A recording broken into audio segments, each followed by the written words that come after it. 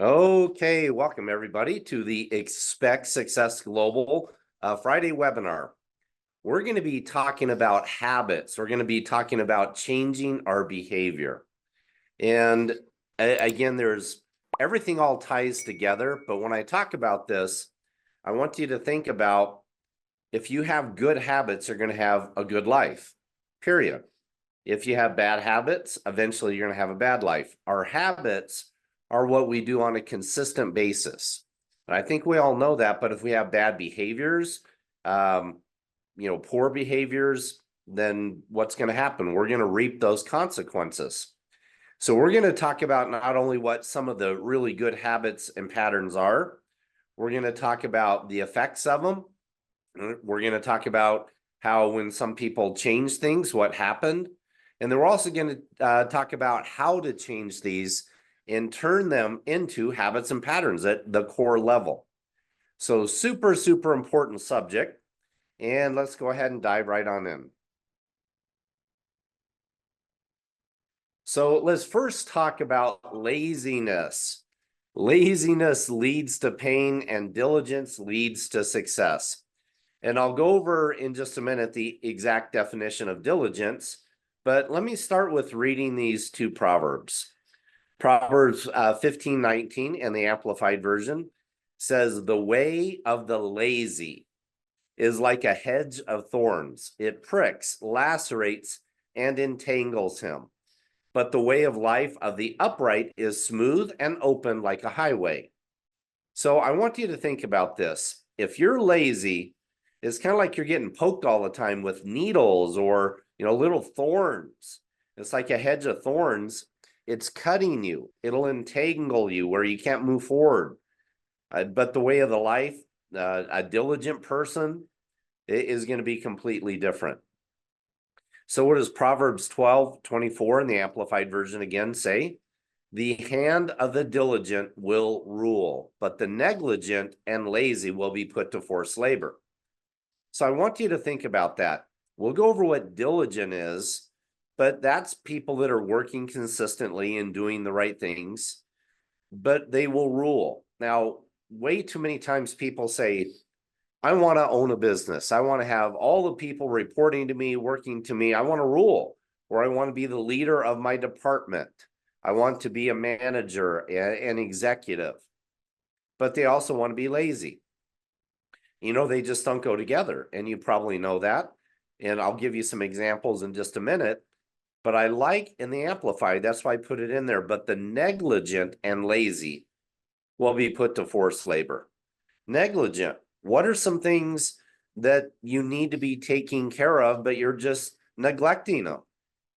What are you neglecting in your life that you could do, you should do, you want to do, but you're not? Or if you're lazy, just sitting around, not working hard, not following up, not doing whatever it is, those are the people that are being, they're destined to be employees their whole life, get whatever taken, whatever's left over. And there's nothing wrong with being employees, but you're not going to be a leader if you're going to be lazy. You're always going to have someone tell you what to do. Let's talk about the definition of diligence for a minute. Steady, earnest, and energetic effort, devoted and painstaking work, and application to accomplish an undertaking. I want you to think about this. It's steady. Diligence is not just working hard every once in a while. It's steady. It's continuous. It's earnest. Have you ever been earnest? That means you're really devoted. You're earnest at what you're doing. You have an energetic effort. I mean, you could come back and pause this training, or you can go look up the definition of diligence. And I got this right out of Webster's, I believe. But in regardless where I got the definition, I just copied it and put it in. But I want you to think about that. Are you giving a lot of energy to what you're doing? Painstaking. That means the details, painstaking work. You're looking at it. You're working hard. It's not just all roses every single time. And application to accomplish an undertaking. What does that mean? You know what you want to get done, and you're applying everything you have to get that done. So I like that little image. Hard work will never betray you. And again, you can look in Proverbs 6, but it talks about the ant, and it says, go look at the ant, you sluggers, who doesn't have an overseer or ruler, but is working hard. And I want you to think about that. What are you doing when no one's watching? Are you still working hard? Or are you pretending like you are? Are you goofing off all the time? And I'm all about balance. You should have balance. I think we all should have balance and enjoy life, have fun, but also there's a time to work. So I want you to think about that. Okay, let's talk about some examples of people that are diligent, I should say. And it's very interesting. When I started looking at this, I came up with so many examples of people that are very painstaking. They're steady. They keep working hard, but they keep doing the right things over and over and over and over again. These people prosper. And by the way, we have so many clients that as we help them change their behaviors, change their habits. I have, so many examples. We could just really talk about person after person, even in our own company, and clients of ours, past clients, current clients, that we would talk for days about it, because diligence is one of the very, very big keys. But why do we want to do it? I want you to think about some of the people like Michael Phelps. Michael Phelps, I don't know if you've ever read about him. Some people will watch him in the Olympics and go, wow, the most decorated Olympic athlete of all time.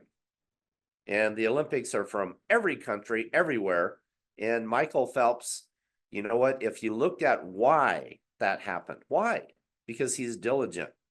He set goals for himself every day. He had a coach that held him to a high standard. They really timed everything he did. They videotaped, his techniques and how he was swimming. He ate properly. He worked out hours a day, swam miles and miles and miles every week. I think it was like maybe 50 plus, maybe 55. I can't remember, but a lot of miles every week to swim. And he did all of that, made sure he was feeding his body the right things. But he did that year after year after year. And now he's a household name. Everyone knows who Michael Phelps is. And I want you to think about that. You may not have a goal of saying, I want to be Michael Phelps. So you don't have to be as diligent just in that area. But quite frankly, you could be diligent in other areas, like with your family, with your income, with balance in your life. Look at it, track it, measure it. And we'll talk about some of these tips in a little bit. How about the famous Michael Jordan? We do a full training on Michael Jordan because, quite frankly, he was very diligent. He plain worked hard. There were a lot of other things. He had a competitive nature. A lot of people don't like him as a person. They did a Netflix series on him, and like him, don't like him, it doesn't matter. He was very, very diligent, even in the off season. He was drilling. He was shooting so many shots. It wasn't like, all right, I'm just waiting until time, of the season rolls around. Kobe Bryant, I mean, he entered the NBA very, very, very young, but he also wanted to be one of the best of all time.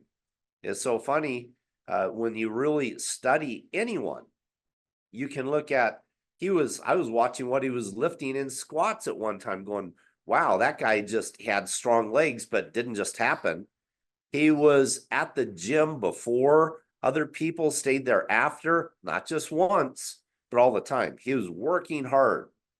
So I want you to think about this. You can be one of the best of all time in anything you want. And I'm not saying overwork again, but I'm saying you want to make sure that you're paying the price. What about in business? I'm not going to go into each one of these folks, but Elon Musk, Tesla is crazy successful. I'll tell you, I like Elon Musk because he has, where we live, we use his satellite internet. And oh my goodness, without it for years and years and years, we struggled. I'm on that right now. I think it's called Starlink. But how did that happen? And how did everything else he's involved in happen? Well, it just happened. He didn't have to work hard. No, diligence, steady, working hard, looking at the results, adjusting, changing. We'll talk about some of that too. Jeff Bezos, Estee Lauder, for those of you that, like perfume or makeup or some of the women. I mean, there's so many women, it's crazy, that are CEOs all over that are so diligent that work hard. It's again, not trying to just go over these, but Taylor Swift, I can tell you my daughter went to one of her concerts. They sold out several concerts, same location. She has a movie. She is one of the most influential people on the planet. Well, she started when she was 14, but she didn't just start, she was diligent. And from what my daughter tells me, and I'm not really a Taylor Swift follower very much, but she says even her voice has changed big time compared to how she sounded on her first albums and things that she cut, because she had voice coaches. She just kept going and going and going. Ryan Seacrest, American Idol, you may think of him there, but that guy is involved in so many different things. He works like crazy. Super successful guy. Clint Eastwood, Dirty Harry, if you can think about that, or all the Western movies. Do you know that didn't just happen? If you really study him or any successful people, you'll wow.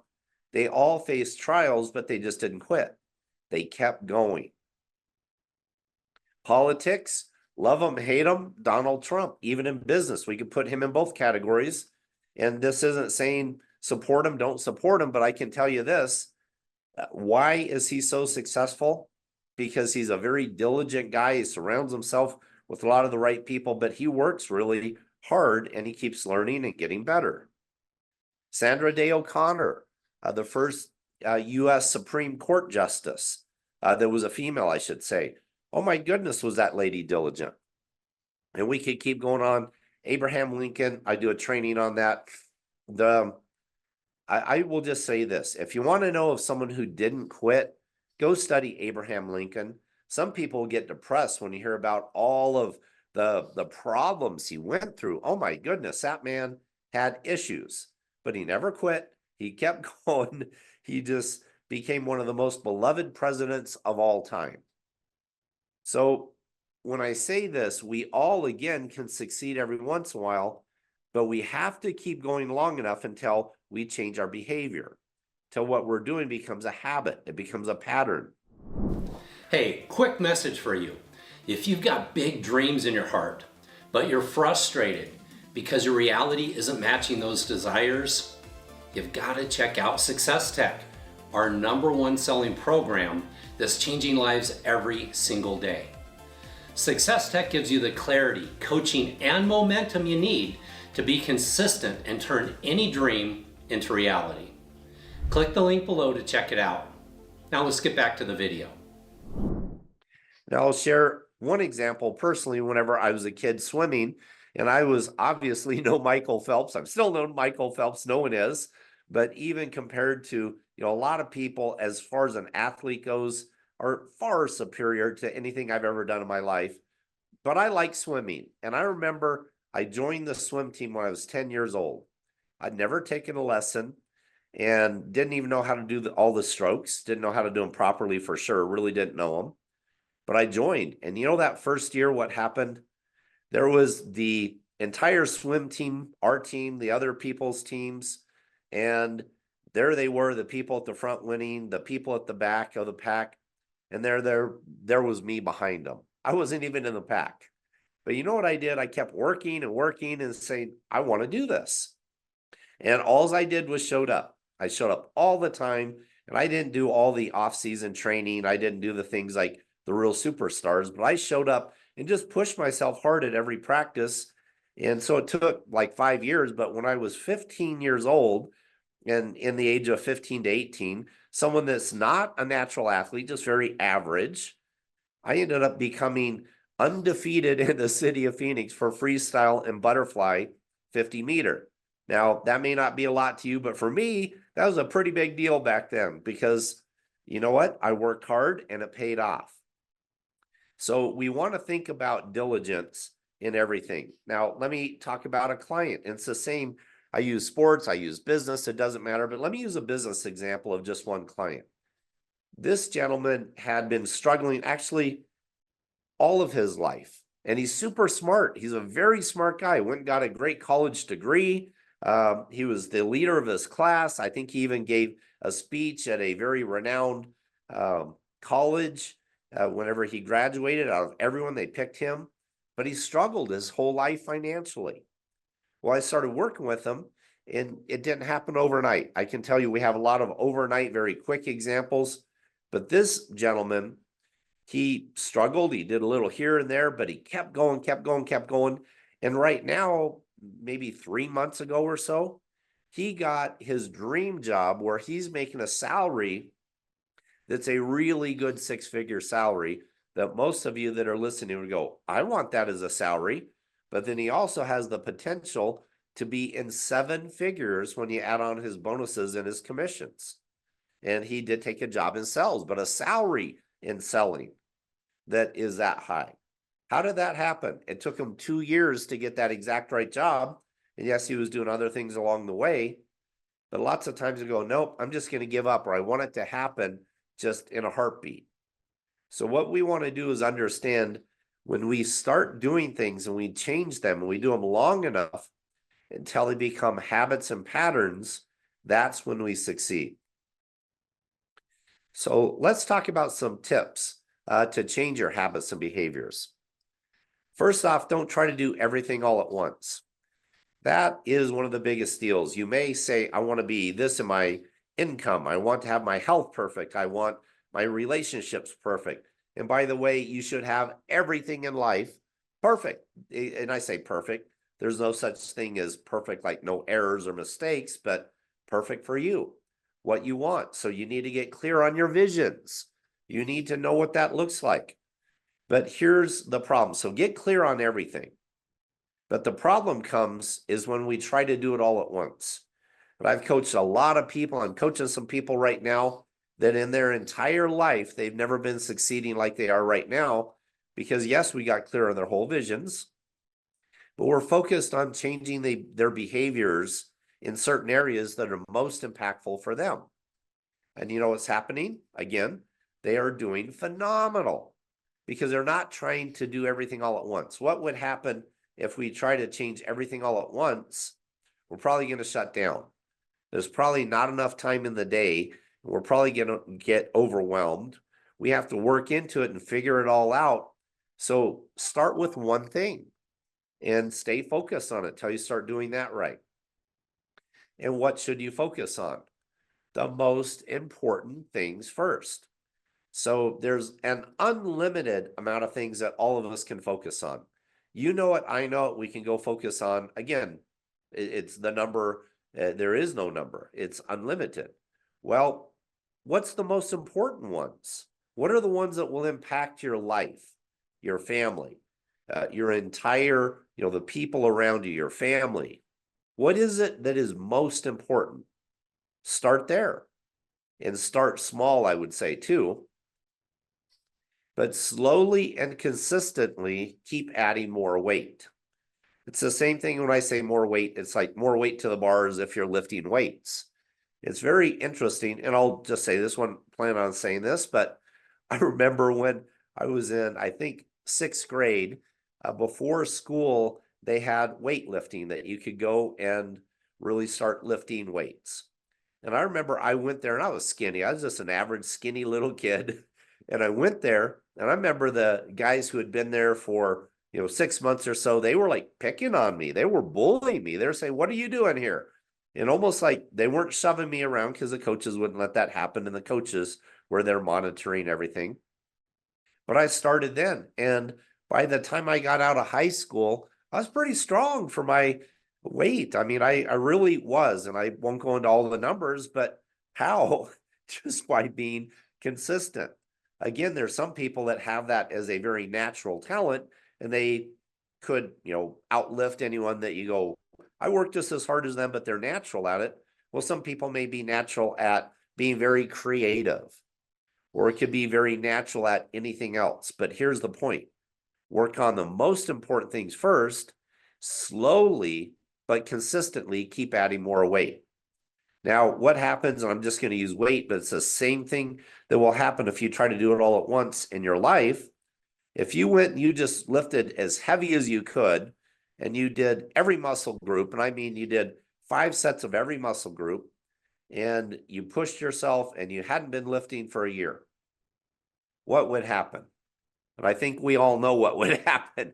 You would be so sore. You would be going, what in the heck? You'd probably not want to show up again. You'd be going, this hurts. So slowly but consistently keep adding more weight. Okay. Now, when you do that and you're working slowly, I want you to think about this. Don't you feel good about yourself when you make even a little progress? Now, if you think you're going to be perfect, you're setting yourself up for failure. We're all, works in progress. But what I would say is feed what is working. Feed the good. Feed what you want to grow. Feed it, feed it, feed it, and starve the stuff that isn't. I'm not saying ignore it. And if you need to change and get better, but success breeds success. So make sure that you are feeding what is working with some of those things slowly, but surely you're going to get there. So let me go into a couple more tips or a few more tips. Put together a schedule.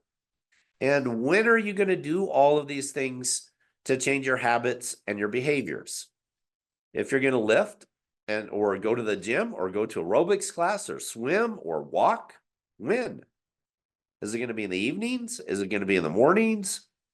When are you going to do this? When are you going to follow up with the leads you need to?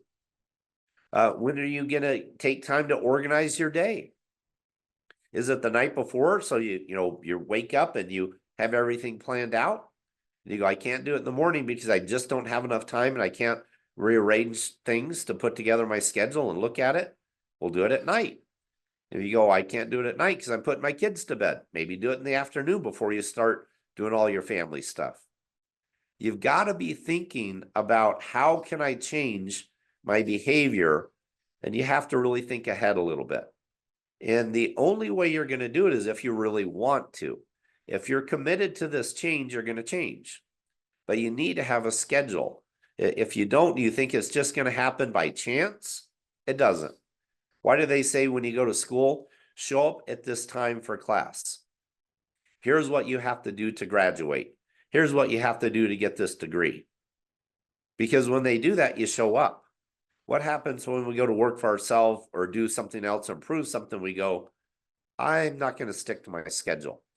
If you don't stick to your schedule, or let's say you take a job, they're going to fire you. Okay. So look at yourself and develop a routine that is working for you. Make this for your life, what is going on. Don't try to just copy what someone else is doing. Now learn from it, copy elements in the strategy, but the schedule you have to customize. The next tip is measure and track your performance. You want to absolutely make sure that you're tracking what you're doing. Are you getting closer to your goals or farther away? Are you tracking, again, anything you want to get better at? Are you measuring it? How can you measure it? It's a very good thing. And certain things we can't measure as easily as others, but you can decide what is measurable. What can I do? And accountability. If you're going to do something, you need to have people around you or a coach. And I know a lot of you are our clients right now and you're here on this, but some of you are private coaching and you're getting accountability that way. However it is, accountability works. Again, I want you to think about school. What happens if you're not accountable? Would you get everything done? No, you wouldn't. Or maybe you're the exception. Maybe you would, but the majority of people never would. So you want to make sure you have that in place. But then when you're tracking and you're measuring and you're actually doing the things, you need to make necessary adjustments. I can promise you most of what you try is not going to work perfectly the first time. It's just not. You're going to have to adjust. You're going to have to change what you're doing. So make sure that you're paying attention, and then you just make slight tweaks or big tweaks or whatever you need to make. Now, let's talk about one of the most important habits. And I think everyone should do this. It's an hour of power. You don't have to do it for an hour, but I'd say an hour is maybe not even enough. And a lot of people go, I don't have an hour. I bet you do if you were committed, if you knew why it was so important. If you were committed to your goals, you could figure it out. But why do you want to review your visions and your goals? Why do you want to plan your day every day? I know you guys already know that, but that way you're doing the things that will get you toward your visions. They will get you to those goals you want to improve on. You're planning your day so you'll take action on them. You're affirming it, saying, I'm a great guy. I'm great at selling. I'm great at selling. I'm great at selling. I remember this one person that I coached for quite some time, but he was not someone you would think would be a very good salesperson. He was almost depressing to talk to. His voice, his demeanor, but he would say, I'm a great salesman. I'm a great salesman. I'm a great salesman. And he would say that so often. He said, Steve, I think I'm becoming a great salesman. Well, in just 1 month while we were working together, he had $60,000 in commissions. That's more than a lot of people make in a year. In 1 month, he had that. I'd say he's a pretty good salesman, even though he didn't appear that way. But he was affirming it. You visualize it, you get clear, you see yourself that way. And I don't care what habit or what behavior you want to change, you say it, you see it, you plan how you're going to do that. Because even doing your affirmations or visualization, reviewing your visions or goals, you got to plan it. Just like I was mentioning on the last slide, when are you going to do that? But this will change you internally to, as we call, expect success. You really will start expecting it. Okay. Who are your influencers? You want to make sure you have people around you that are building you, that are positive, that are going someplace, that are, rooting you on. You want to be on that kind of a team. If you're on a team or in a group with people that are so negative, you may still not become negative. You could be the exception, but most of the time you're going to pick up the characteristics of those people you hang out with the most. So make sure that you're really aware of and put those people in your life. And you're going to start picking up some habits and patterns. And again, as I said, how do we do this? You affirm, but you don't just do affirmations one day or visualize one day or do whatever. You do it like Michael Phelps. You do it like any of the other people that I mentioned. You do it long enough until your habit is, I just work out every day. I just do that in the mornings. I mean, I'm ready. Some days I don't feel like it. Some days I feel better, but I do it anyway. When that becomes your habit, that becomes your behavior, now you're going in the right direction. Where you go, I don't care what happens to me. I'm always going to feel incredible. I'm always going to be positive. And you can, no matter what happens. But a lot of people go, well, I can't do that. Yeah, you can. You just have to change your way of thinking long enough until it becomes a habit or a behavior. Now, the latest studies, it used to be, and I would teach this years ago until I saw the latest studies, but 21 days and you could form a habit. Well, the latest studies say it's 3 sets of 21 in a lot of areas. So let's just say 2 months, 60 days, 63 days.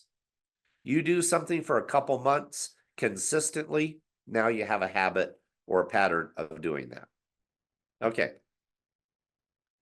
Don't try to do it alone. You know what? Too many people want to be the Lone Ranger, but we're just not built this way. And I want you to think about it. Again, teams. Why are there teams? Why do people get coaches? Why do I have coaches and people on my team and people around? You know what? They help me do better. They hold me accountable. They encourage me. I do the same to them. We're built to have that. We need that. We have a sense of belonging. Every one of us need to belong. I want you to think about teams, groups, but I want to focus on gangs. Yes, I'm talking like the Crips or the Bloods or the Hells Angels or whatever that is. I mean, there's a lot of gangs out there. Why do people join gangs? Because of family. As weird as that sounds, that's one of the major reasons. They're part of that. They have their brothers, they'll call it.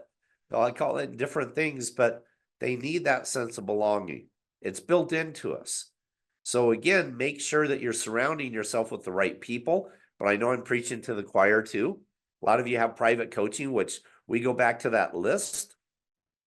Almost every single person, and I can't guarantee it, but I'm pretty sure, if not all of them, and I hate to say all if I don't know it for sure, but all had private consulting, coaching, people in their lives, private and groups around them that quite frankly help them to succeed. And a lot of them had more than one coach. They might have a visualization coach and a strength training coach if they're an athlete, or an acting coach, or whatever it may be. Okay. So you just want to think about that. That's the way that we're built. You want to make sure that you, if you're not already in some sort of a group, get in one. So as we wrap it up today, I want you to put this in, and I know today has not been very participatory on purpose, but I want you to think about right now is the time when you can make up for it, or I can make up for it, however we look at it. What one habit or behavior are you committed to taking action on immediately? And I want you to pick one that's going to impact you. What one habit or behavior are you personally committed to taking action on, like right now? I am going to go to the question and answers and look and see what we have.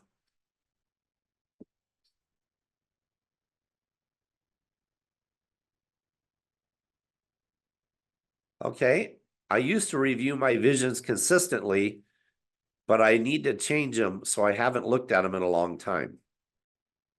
Oh my goodness, that is one of the most powerful, reviewing where we're going, our visions. So thank you for saying that out loud, or typing it in, I should say, but really we do need to get clear on our visions, and we need to keep them in front of our face. One of the most important things that we can do over and over and over. And if we did trainings on that, that's one of the most important things, is consistently looking at that, thinking about it, visualizing it. That's really, really good. Okay, so let me see, what else do we have here?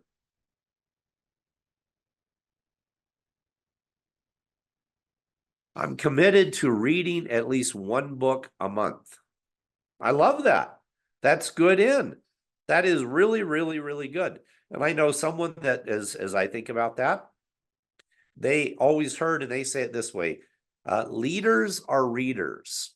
So what did they do? They formed a little, and they called it a book club, but of very successful people around them in their COI, their circle of influence. And what did they do? They basically read a very good, positive, inspirational book, and then they talk about it every week. So they'll read a chapter or two or whatever it is, and then they talk about it. We do that. We sometimes do Bible studies. We do regular books. We do whatever it is to improve ourselves. I love that. That's really, really good. Okay, so what else do we have here?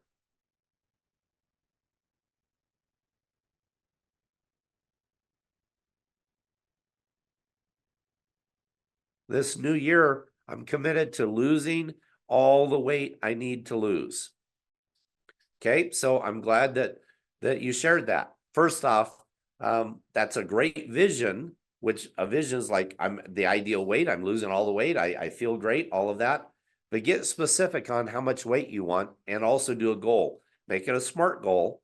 So make sure that it's specific, you can measure it, has action associated, it's realistic, time frame specified. So on that, you might want to say, I'm eating 2,000 calories a day or whatever it is, and I'm exercising, doing cardio or whatever you want, but 3 days a week, and I'm going to the gym twice a week. But make sure it's very specific on how much weight you want to lose. 20 pounds, 30 pounds, 50 pounds, and then get very specific on the actions you want to do too. Okay, so one more and then we'll move on. Well, I love this one. Have a support circle. You know what?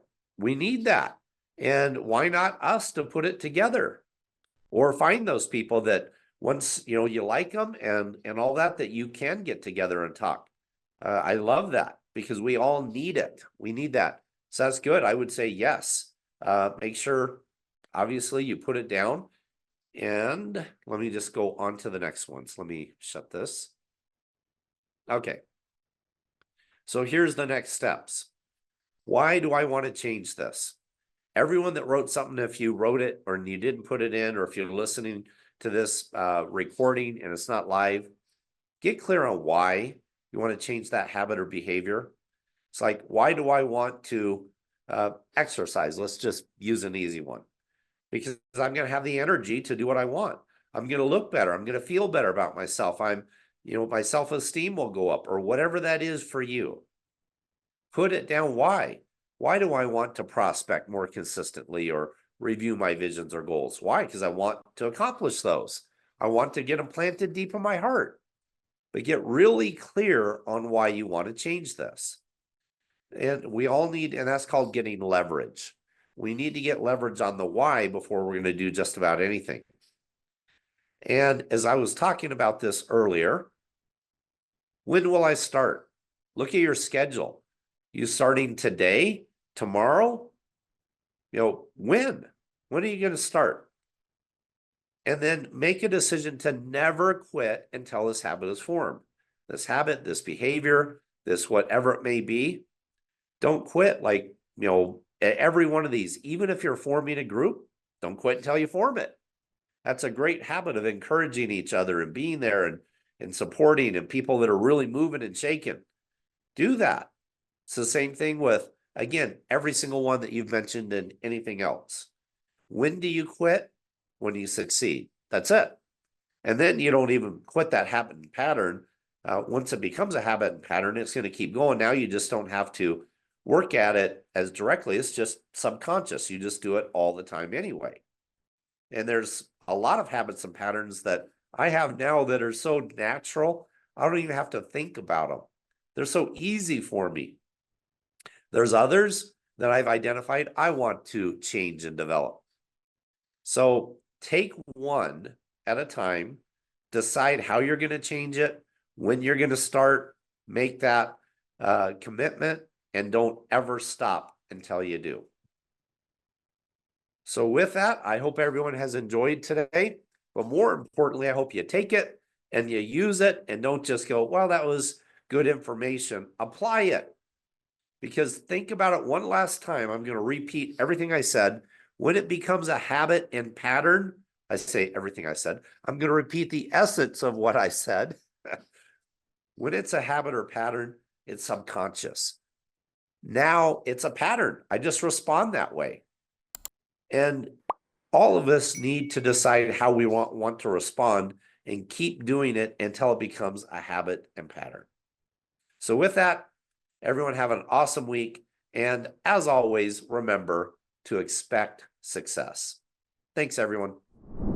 Hey, real quick, if you're a business owner who's struggling because you're not making the kind of money you want to, but you're ready to turn your business into a money printing machine and finally create the freedom you've been looking for, I want to invite you to work with me and my team. For over 25 years, we've been helping entrepreneurs and leaders scale their businesses faster than they ever thought possible without adding more stress or hours to their week. Click the link below to learn how to work with us.